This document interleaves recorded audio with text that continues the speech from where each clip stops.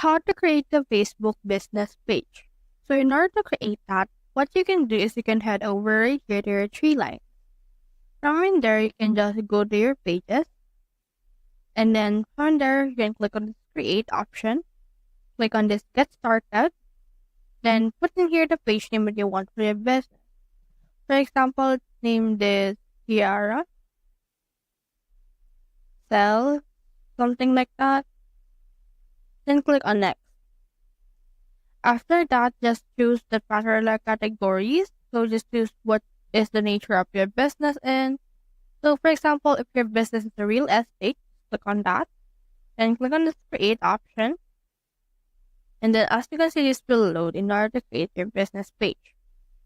So once it's done loading, as you can see, we have now created the page. You can promote your products or services, or you can also create content. For this one, let's promote your products and services, and then from there, just head over and then click on the next option right here on the bottom. So once you're done with that, you can head over and then proceed to the next step that's actually created for you, which is actually to set up your actual business. So once you have set up your business, you should be good to go on that particular part. So that's how you create a Facebook business page. Hope we have